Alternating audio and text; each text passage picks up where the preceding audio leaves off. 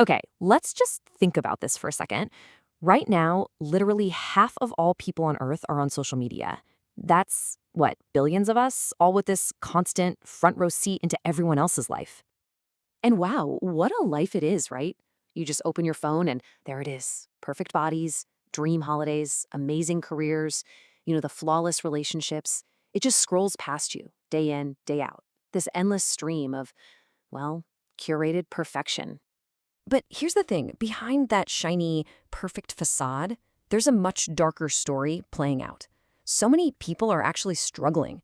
We're talking about real addiction, serious depression, and, in the most tragic cases, even worse. And this is what some experts are starting to call the dictatorship of happiness.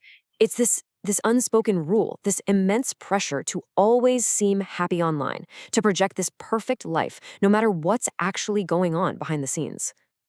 So let's look at Marie Astrid. She posts these beautiful, happy family photos, but she's totally open about it.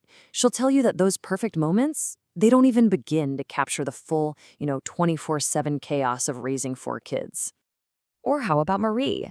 She admits it takes her a full hour of doing her makeup for just one photo. And why? Because she's terrified of disappointing her followers. Think about that pressure. So what happens is sharing stuff online stops being about just sharing. It turns into a performance.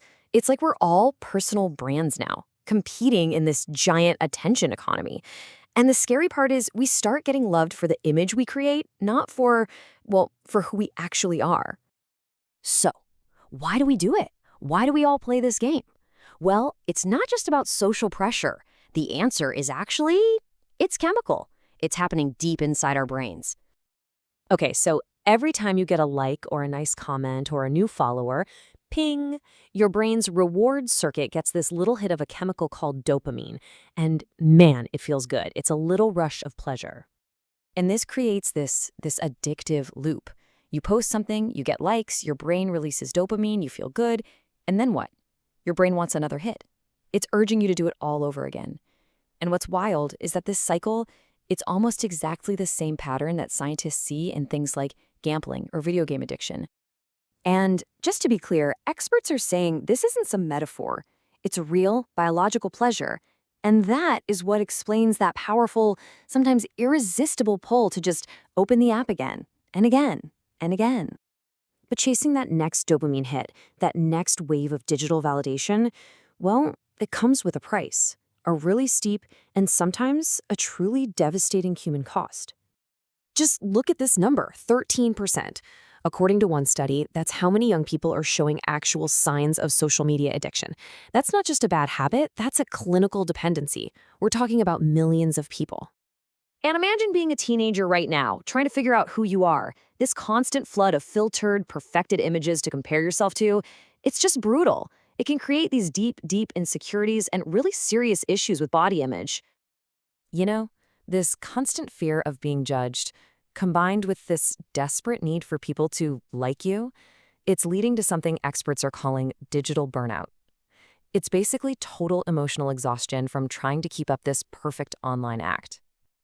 And in the most extreme cases, well, take the story of Danny Bowman. For him, the obsession with getting the perfect selfie literally took over his entire life. His whole world just shrank down to his phone screen. He ended up losing 12 kilos. He quit school. He was housebound for 6 months. These consequences weren't virtual. They were terrifyingly real. And that chase for the perfect picture, it almost cost him everything. So here's the really crucial part. This whole addiction thing, it's not an accident, it's not a bug in the system, it's a feature. It's a core part of the business model. I mean, listen to this. This is from a former YouTube engineer. His job, in his own words, was to increase the time that people spend on YouTube. Not to make it better, not to educate, just to keep you glued to the screen. Why? Well, it's pretty simple. The more time you spend on the platform, the more ads they can sell. So these apps are literally meticulously designed to hook you and hold your attention. They use the exact same psychological tricks that make slot machines so addictive. These algorithms, they're not just watching what you click. They're learning you. They figure out your hopes, your fears, your insecurities, sometimes better than you know them yourself. And then they use all that data to build this perfect little bubble just for you.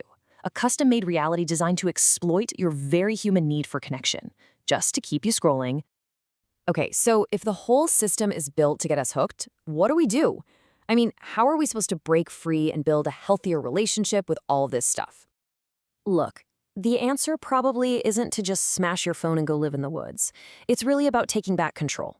It starts with being honest, with talking to our kids, setting some real boundaries, and actively making the choice to find joy in the world that's, not behind a screen. And there is hope. Remember Marie from the beginning? Once she realized the crazy pressure she was under, she made a change. She decided to just share more honestly, without overthinking every little thing. It sounds small, but that's a huge, powerful step in taking back her own story. So that kind of leaves us with one last question for you. The next time you open up your favorite app, just pause for a second and look at your own feed. What story is it telling? What version of reality are you creating? Not just for the world, but for yourself.